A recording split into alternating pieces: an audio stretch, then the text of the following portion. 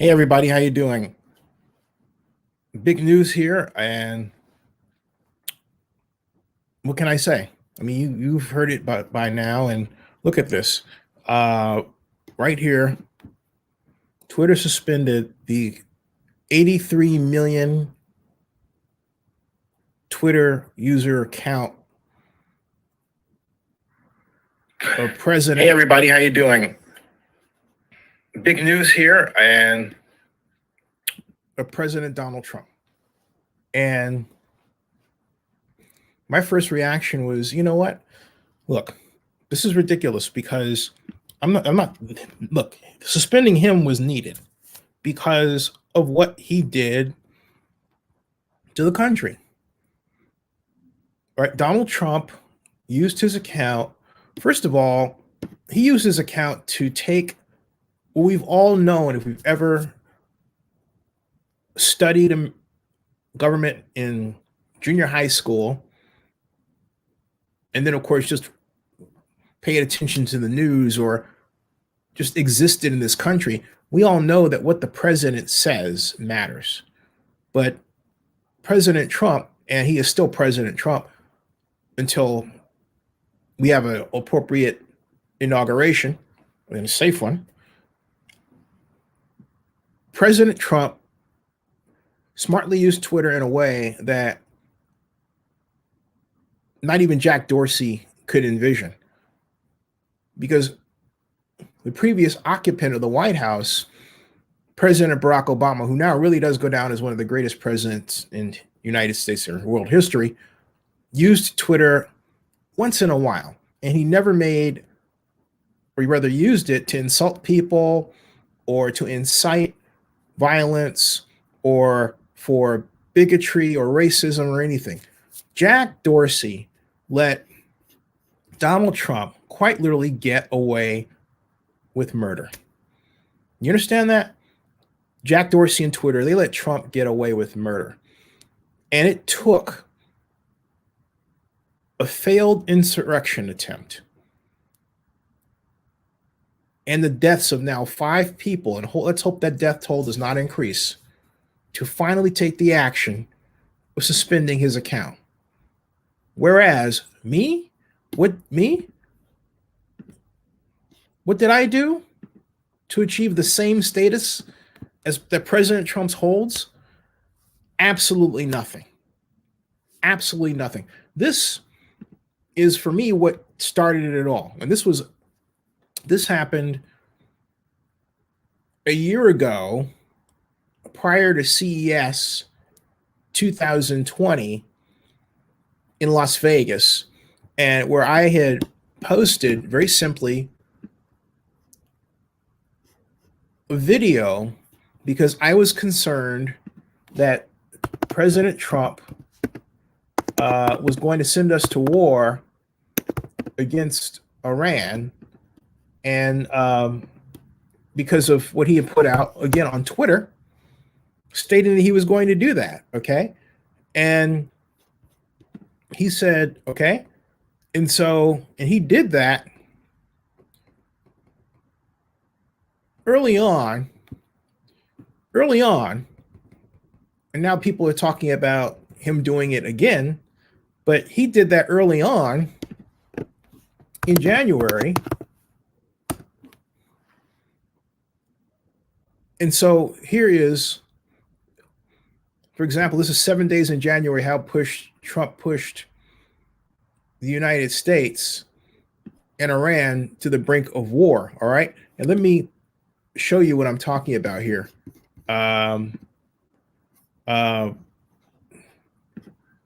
This New York Times headline really says it all, that I'm going to bring to the fore right now so that you can see it. And it's here. This one, okay? Right here.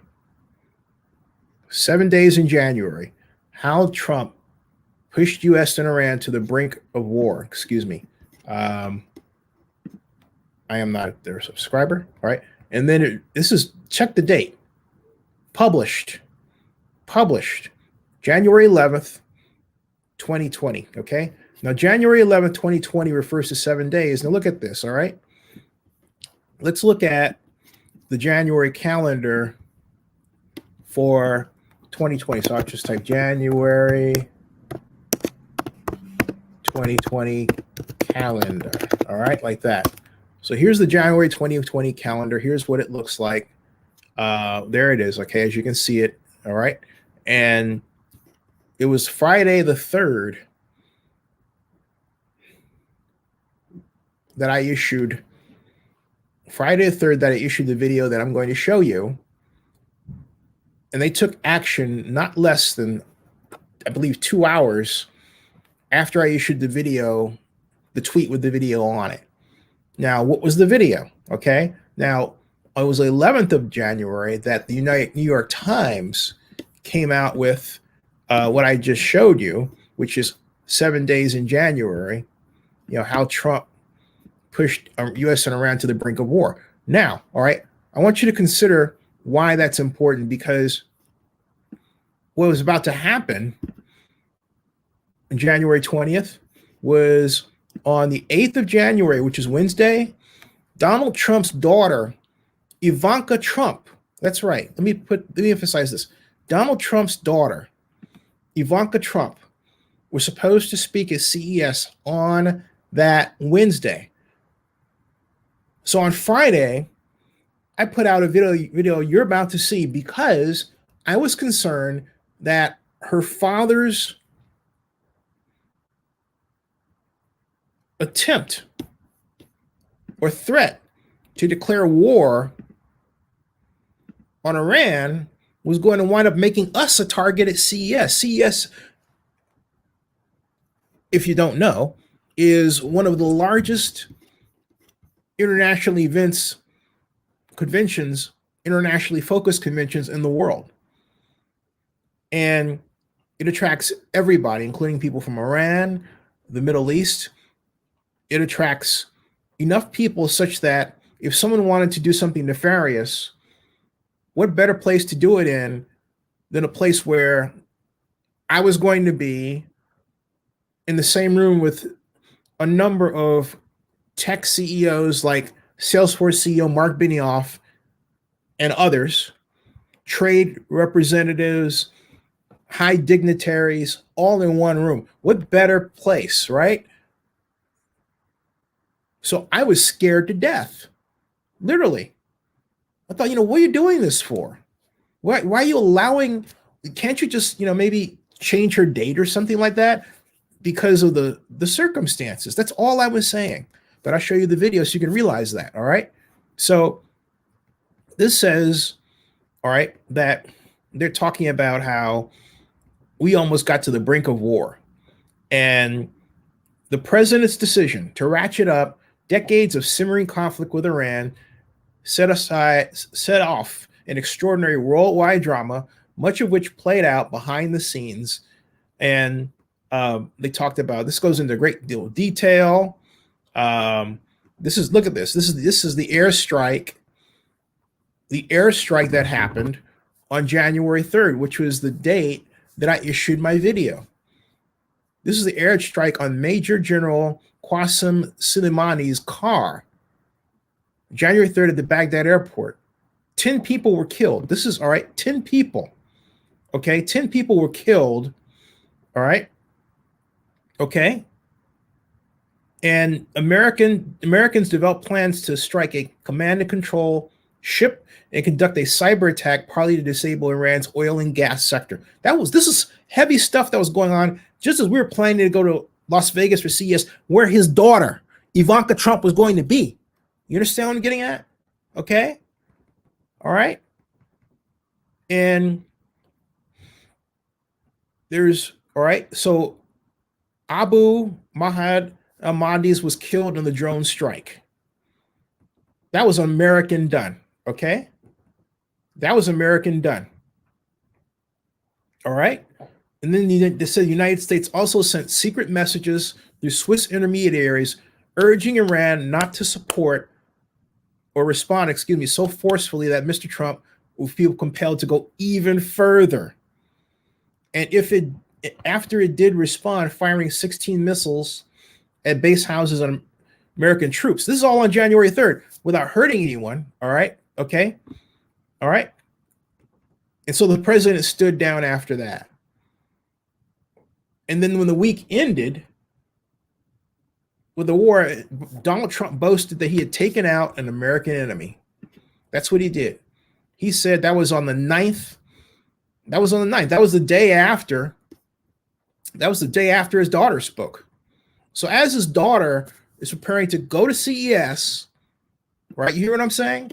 As his daughter is preparing to go to CES, okay, go to CES and speak at her event, her father was doing all this. Now, what I said rather in my blog was, and I'll show it to you, is this, okay?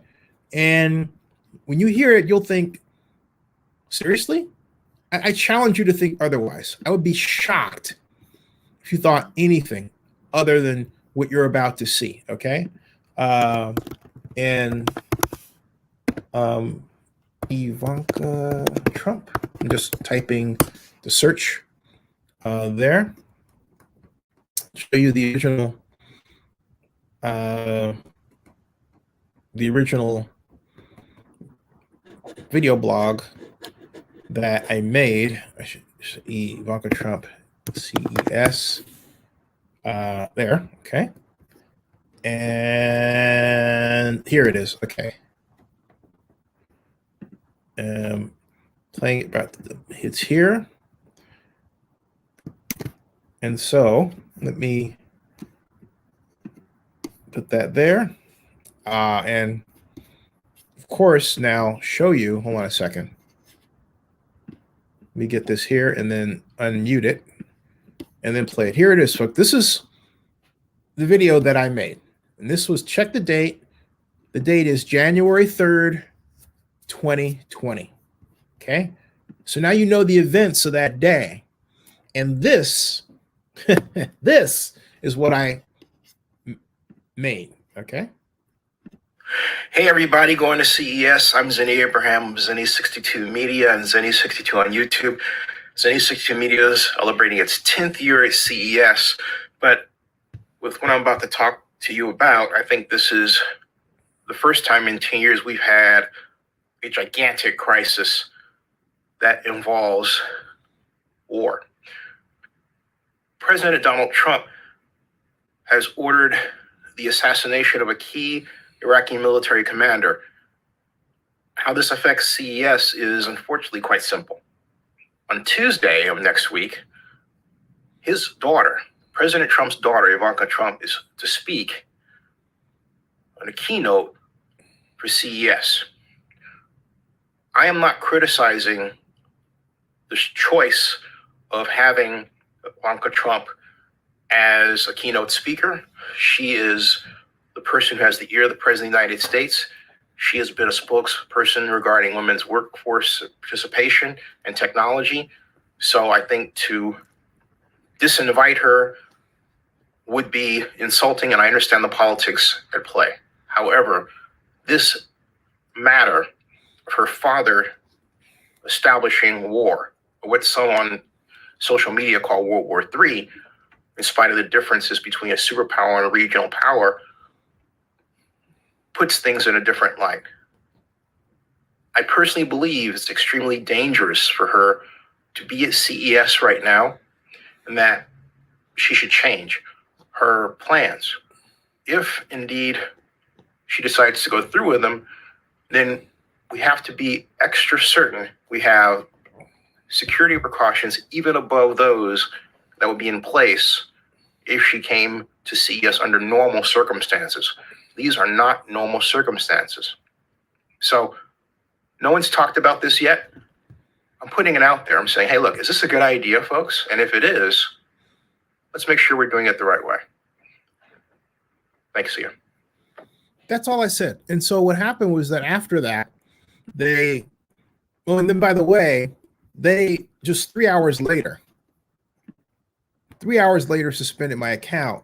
And it took them 2 weeks, way beyond CES, to explain to me what happened. Okay.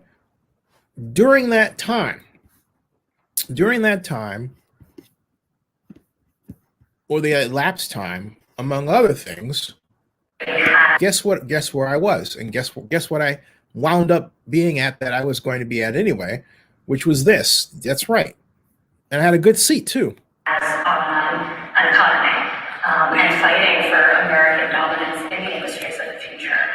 With that said, it is our responsibility as we think about this country and the health of all Americans. Let me freeze that. Oh, and by the way, folks, Mark Benioff was sitting in the center section where that stage has an indentation. That's where Mark Benioff was, just to give you an idea of who was in the room. Okay. And the security did a fantastic job. It was crowded. And after Ivanka was done, I gave this evaluation right here.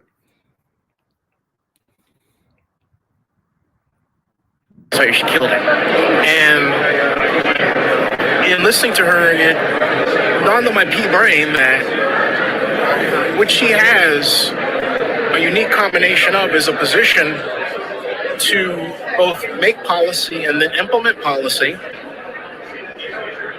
and then go around the country and get a great read of what's going on with the nation as a whole. So from that perspective, off the top of my head, I can't think of anybody that would be better for that role, especially since she's focusing on workforce development and women. Some people say I should have got someone who's a programmer, or okay, but I'll bet your credits to Navy Beans, that person would not at all have been able to weave together the various changes in society from business, technology, and politics like she did, and do so in a very comfortable, pretty much matter-of-fact way. Okay, so you get the idea. I wasn't insulting at all. Okay, I did nothing. Okay, so in spite of all that, Twitter not only kept my account suspended, but it took them 2 weeks to explain why. And then when they finally, told me why, they said it was something called platform manipulation. And I thought, what the hell is platform manipulation? Platform manipulation on Twitter turns out to be a rule or a term of service, right? They call it platform manipulation and spam policy, okay? And this is what they said. Boom. And it says, you may not use Twitter services in a manner intended to artificially amplify or suppress information or engage in behavior that manipulates or disrupts people's experiences on Twitter. And I'm thinking, all right, and keep in mind, it took them 2 weeks to come up with this. And this was invented in 2019, September, after Jack Dorsey had met with Donald Trump earlier that year in April 24th, I believe. Okay. And then it goes on to say it's commercially motivated spam that seems to drive traffic or attention from a conversation on Twitter to accounts, websites, products, or services. What? I mean, think about what that means. Commercially motivated spam. So that means that anybody on Twitter that happens to have an e-commerce site, I don't, that right now, let me show you something that right now is posting on Twitter, okay? Posting on Twitter and having a link to go to, hey, get their hotel room in Las Vegas. All right, and they're putting that tweet out. So basically, it could drive traffic from that conversation on Twitter accounts to their websites. So you're telling me that's platform manipulation. So they basically have just taken down all of the hotels in Las Vegas and around the world, right? Because that's what they do. They use Twitter to drive traffic to their accounts to present their rooms. Inauthentic engagements. What does that mean? That attempt to make accounts or content period more popular or active, than they are. Well, how do you determine what's inauthentic? I don't know.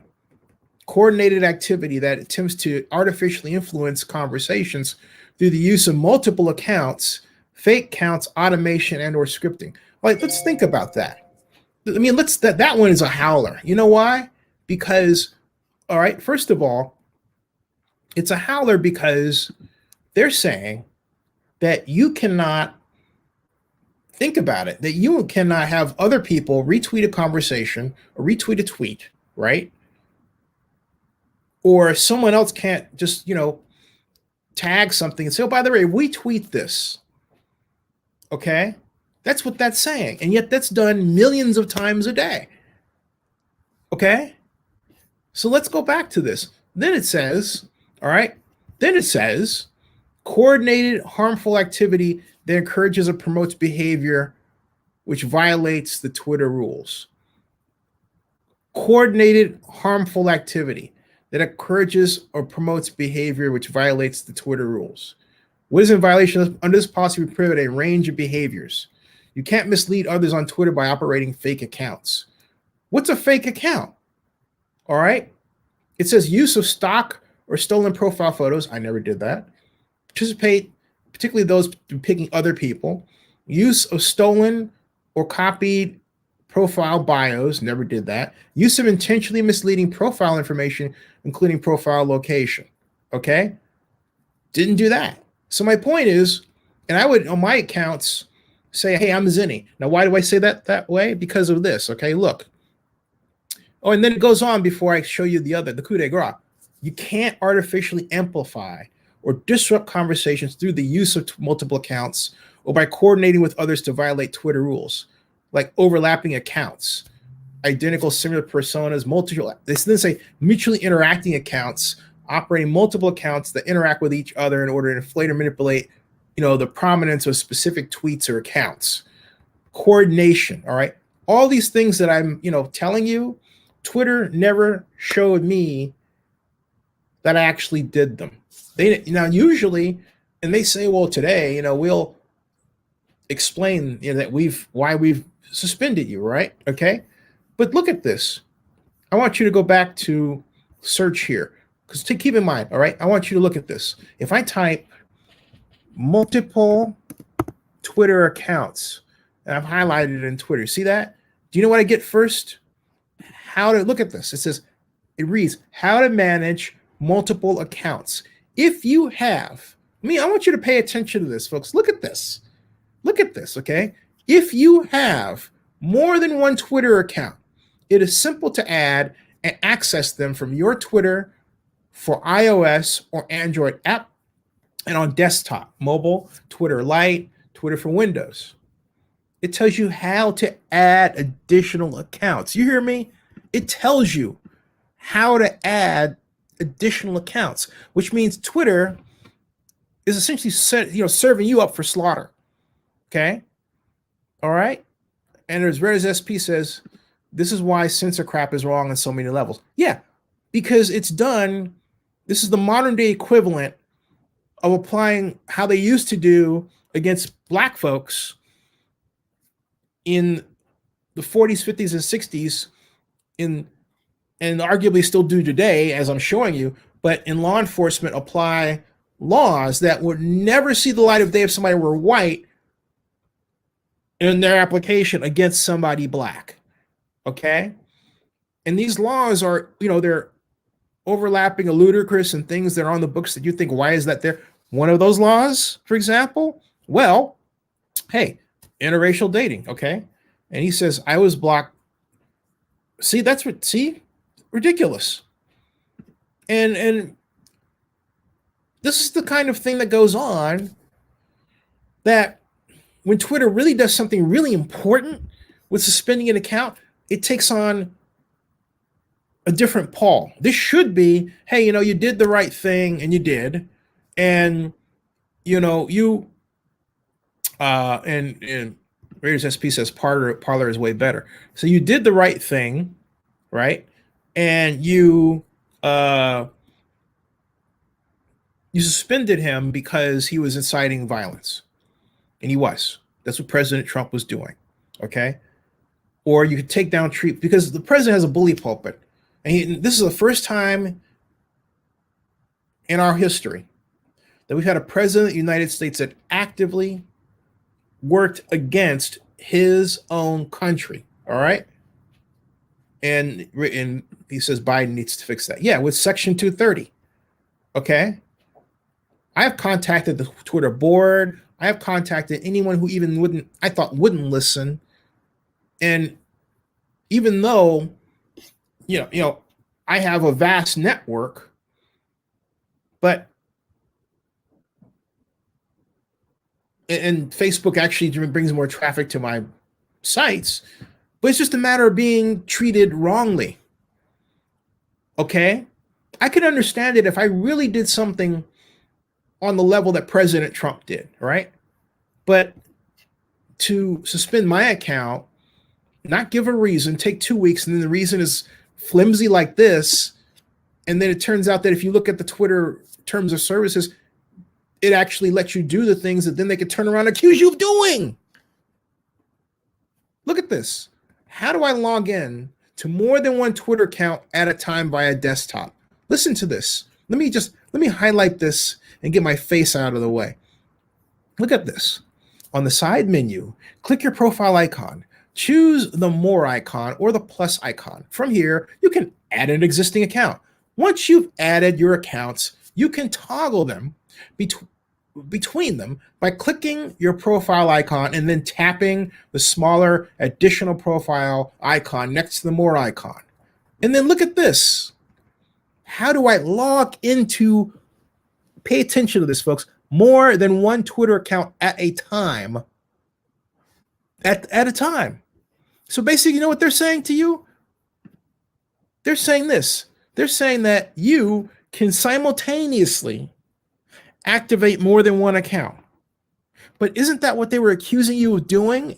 And me? All right. And me? Okay.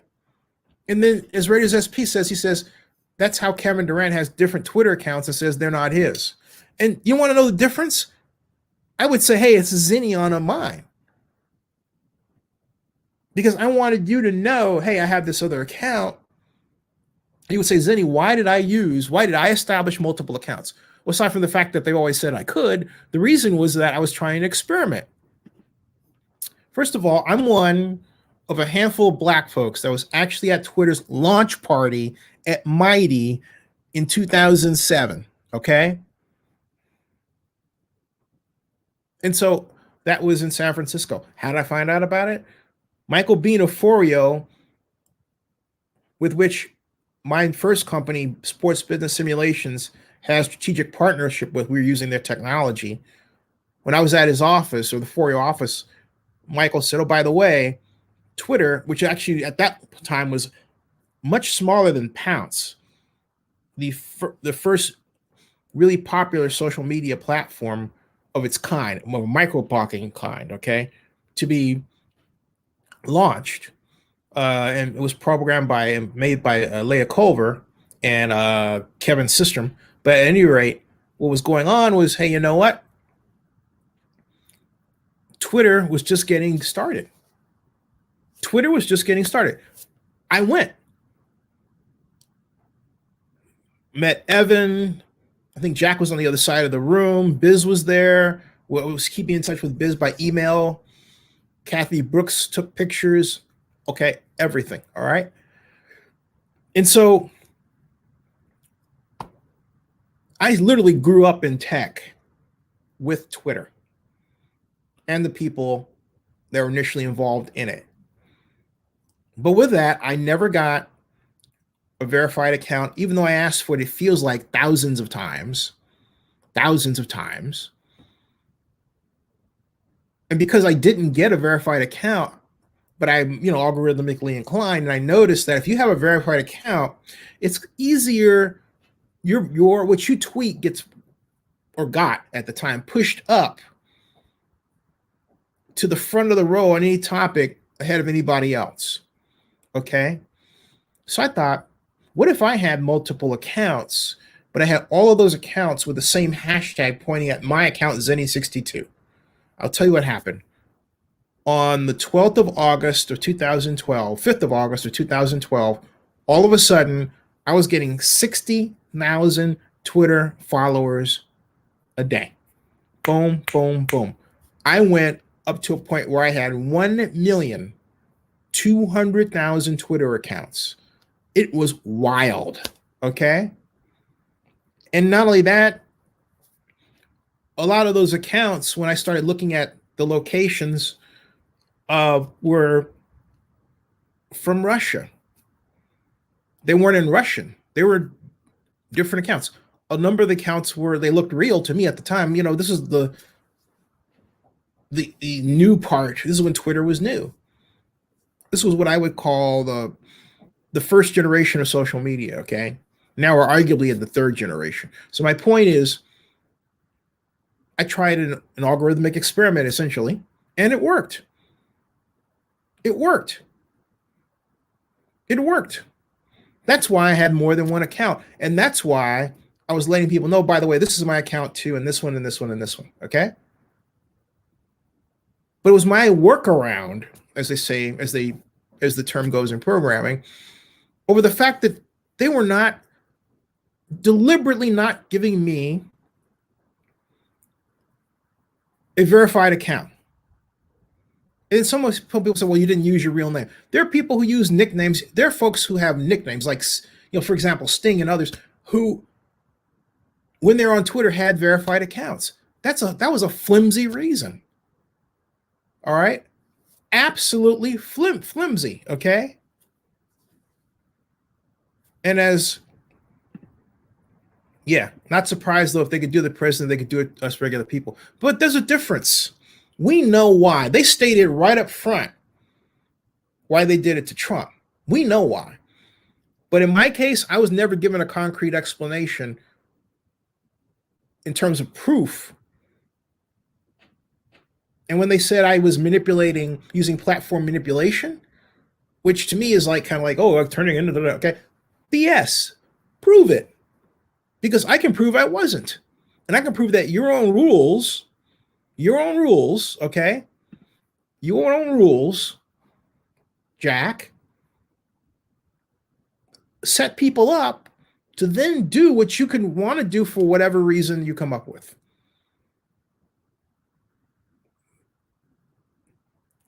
So yeah, Twitter suspended Trump's account and all that, sure. But there are a number of black folks who've been suspended for doing nothing other than, for example, saying, hey, maybe, you know, the FBI is wrong in arresting as many black folks as they do for something. I think what this tweet was that got one guy suspended. And he was right. But what did Twitter do? They took his account down or away. It's more like you can still get onto your account and see what's going on, but to the outside world, you're not there. That's why I call it Twitter jail. So basically, I'm in the same Twitter jail that President Trump is in, but for flimsy reasons in my case, and really justified reasons in his case. Really? Okay. That's what says they're using Trump as an example. So anybody who has a platform, a lot of followers need to watch out.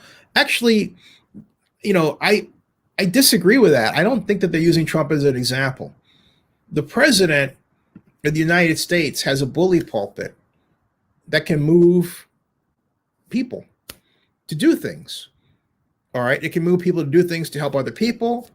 Or in President Trump's case, it can move people to do things that hurt other people. All right.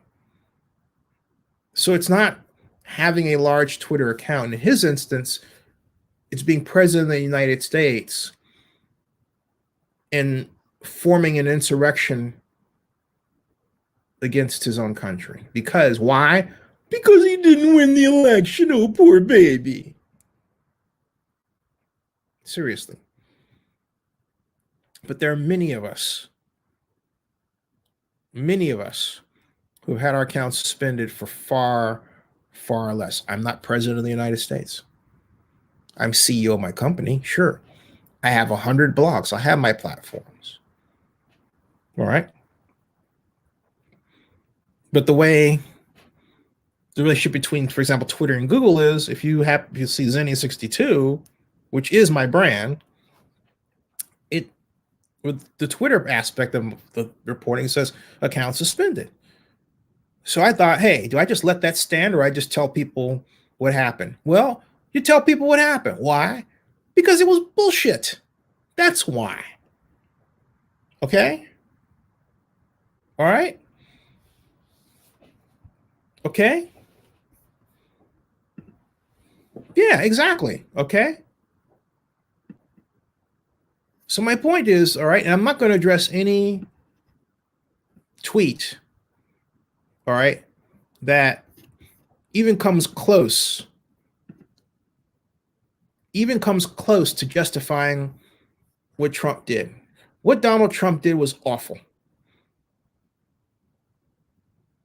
And if you don't recognize that now, there's something wrong with you. He incited people that in some cases were paid. Some of these are paid actors. Okay? Some of them were paid actors. For example, at my assertion, by the campaign. Okay? And take this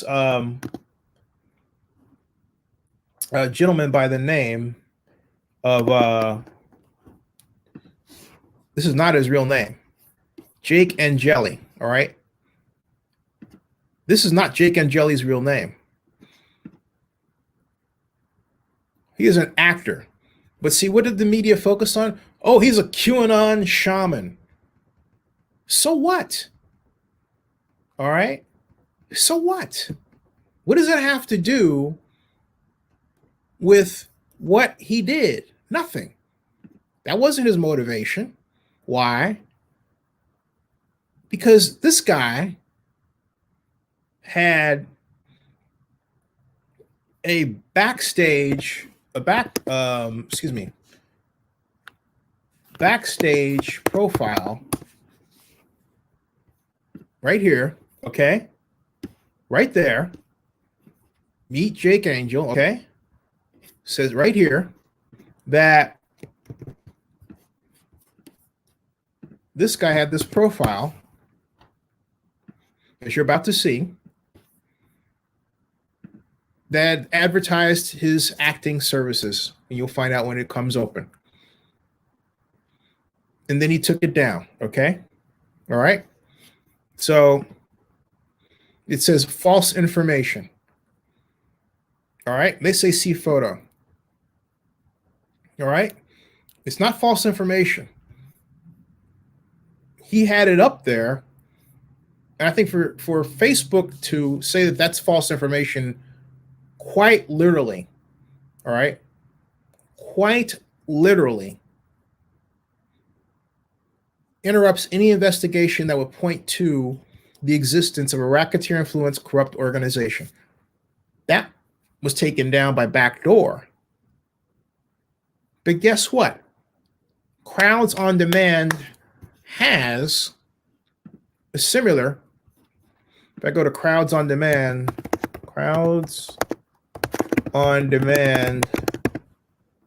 and then I say backstage, okay? Crowds on Demand had a number of casting calls, as you can see. Why do I point to Crowds on Demand? What's Crowds on Demand? This is Crowds on Demand, folks. Crowdsondemand.com. Okay, we use top-notch professional talent with significant acting experience, as the page reads, for our crowds. All right, they have 30,000 actors across the nation, and they say you'll be joining a world-class team. Why? Because if you go to home, it's Crowds on Demand is your home for protests, rallies, advocacy, audiences, PR stunts, and political events. Services available nationwide. Okay? You can hire demonstrators. Okay. All right. It tells about what they do. Now, if I type crowds, okay, celebrity events, protests, rallies, and advocacy, let's click on that. Ooh, organize rallies and get media attention for your causes and candidates. Don't you think that sounds like something that Donald Trump would want to do? So circumstantially, hey, it looks like some of these dudes were paid. And that combined with other Trump supporters and right-wing organizations, put all that together, you got one big mess. All right. And look, John Mark says, I didn't know Crowds on Demand ever existed. This is something you should talk about with other people, because those protests and riots you think are legitimate and authentic today, if it's happening during election season, I assert it's a 50-50 chance that event was staged by an organization like Crowds on Demand. You hear what I'm saying? You hear what I'm saying? So come back home. Donald Trump produced all of this. And if you haven't seen my latest proof of this, okay, go to Oakland News Now, right here. My wonderful flagship site of the Zennie62 Media Network that is opening as it's being shared here, okay? And as the images come in, I'm going to take you on a little trip right here, down to where we will learn, that Donald Trump Jr. had a partying video. Woo! Showed that he was the terrorist riot was organized and controlled by him. He wasn't just speaking, okay? They had TV set up. Look at this. All right. Here, they had a TV set up and everything. In a room, there's my friend. She is my friend, Kimberly Guilfoyle. When I knew her when she was married to now current Governor Gavin Newsom, my friend to this day. Look at this, okay? Hey, everybody. This is Donald Trump Jr. And the point of this video is it's 20 minutes long. I'm not going to take you through the whole thing. All right. But what I'm saying in this video is I'm showing you that, first of all, Trump was out there explaining, hey, I didn't have anything to do with it. Right. Listen to this. We have just been through an intense election and emotions are high. Okay. And then he said before that, this. By addressing the heinous attack on the United States Capitol. Like all Americans, I am outraged by the violence. Oh, he's outraged by the violence. Okay. So then if he is, take a look at Donald's video. All right. This is the full video right here. Look at this. Look at this. Okay. Look. Put this music in here. You know who put this music in here? Donald Trump Jr. did it. It's Gloria. All right. So let's enlarge this full screen. Okay, now we have full screen, and get ready because it's a little loud. And here we go. Just awesome patriots that are sick of the bullshit. So thank you all for that. It's actually hard to believe. Unfortunately, there's a road in between. Okay, I'm going to freeze it there because I don't want a copyright claim on Gloria. But let me forward it to here, okay? Because there's the president himself, all right? Excuse me, is here. Awesome patriots that are sick of the bullshit. Ridiculous, folks. But this is... Hold on a second. There it is, right? See there. There's Donald Trump presiding over a bank of TV screens. All right. bunker when they started to storm the Capitol? I think not.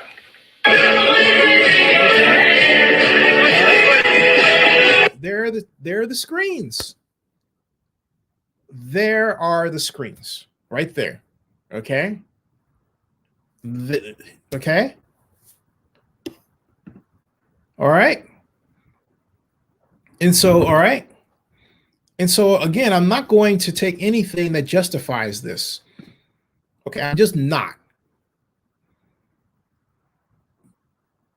That thing, he was there, then he went outside to speak. Then he says, walking over. My point is, they had a full command and control. They had a full staff there. All right. This was their production. You don't set stuff up like that just because. So shut the fuck up. Jesus. Sick of this. Dang it. You know? And if you're subscribed to my channel to come here and put that stuff out, look, unsubscribe. Okay. I'm serious. I don't need you. I don't want to deal with that at all. I'm sick of this stuff. I really am. You know, no excuse for that kind of behavior. No excuse for allowing people to do that. None. So just please stop doing it. Okay? All right? It's wrong. It's plain out, straight out wrong. It really is. So you get the idea, folks, about this. My point is his suspension was because of how he was using Twitter. It ultimately got us to a point. All right, got us to a point where, and by the way, okay, listen to this, okay? For those of you who, for some particular weird reason, want to cover for him, listen to this. All of us here today do not want to see our election victory stolen by emboldened radical left Democrats, which is what they're doing, and stolen by the fake news media. That's what they've done and what they're doing. We will never give up. We will never concede. It doesn't happen. You don't concede when there's theft involved. You hear that? Our country has had enough. We will not take it anymore. You hear that? No, he's inciting them. He's inciting them, folks. He came from his bunker, from his tent, from his party tent with Gloria, came outside and said that. They knew what they were doing. And at the end of the video that Trump Jr. had, he and Kim were talking and said that they were going to fight. It's time to fight. Time to fight. Okay?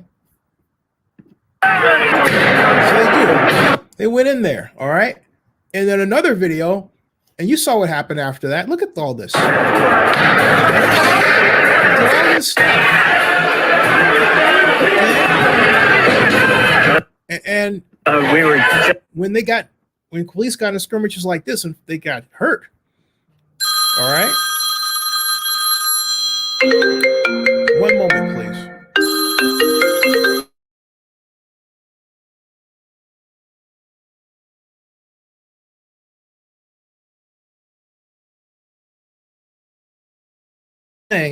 They got hurt. All right. Yeah. Right. Thank you. Dinah, I had to put you in timeout, okay? Because that's wrong. I don't care what your belief is or what you're trying to do, because I don't know who you really are, which is the other thing, okay? You need to give your real name. Like John, I know who John Marks is, all right? I don't know who you really are. So my point is, and I don't know who you're affiliated with. That doesn't matter to me right now. What matters to me is I'm not at all interested in hearing you explain to me why an event that was produced by the President of the United States, financed by the President of the United States, with his $1 billion campaign war chest, to then do what he just said he wanted to do. We're not going to take it. You heard it. Those words are loud and clear. He had other words. He says, we're going to walk over there. All right. That's what he said. And he said he's going to walk with them to Pennsylvania Avenue. He knew what he was doing. He knew dang well what he was doing. And they were so giddy over it, they couldn't help themselves. Oh, my lower, okay. My baby Huey with a machine gun. My God. All right. Trump started the insurrection. Enough is enough. To quote President-elect Biden, enough is enough. And so for my Twitter account to be suspended for doing nothing, particularly, which was already doing nothing prior to this stuff, okay, is ridiculous. And the Twitter accounts of myself and others who did nothing, and to the many black folks, more so than their white counterparts, who had their Twitter accounts suspended, because Twitter is a public organization. Their account should be restored. This should be the step that Jack takes to right their own set of wrongs. Okay? Their own set of wrongs. So I want to thank everybody for listening. Share this. All right? Subscribe to Zennie62 on YouTube and bookmark oaklandnewsnow.com. Please, everybody, be safe. Wear a mask. Okay? Wear a mask. Make sure you consistently and daily use your hand sanitizer. All right? Wash your face. Take a shower every day. Brush your teeth and use Listerine, which kills, or an equivalent, which kills germs in your mouth.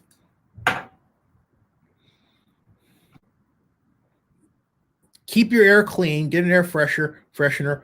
If you have to, buy some potted plants to keep your air circulated with oxygen in your home. All right? And let's do everything we can to get through this as the vaccine circulates. All right? Okay? All right? So my point is, okay, all right? So Tristan says they banned Trump. You might have been flagged for parroting. No, I wasn't. Not at all. You started late here, Tristan. So when this is over, go back to the video. I show you step by step what happened in my case. I don't want to revisit that. So I didn't get caught up in that at all. So your tweets I appreciate your comments, but that's not what happened. All right. Goodbye, everybody. I'll see you later. NFL playoffs tomorrow. I've got more to say about that later. I'll be back.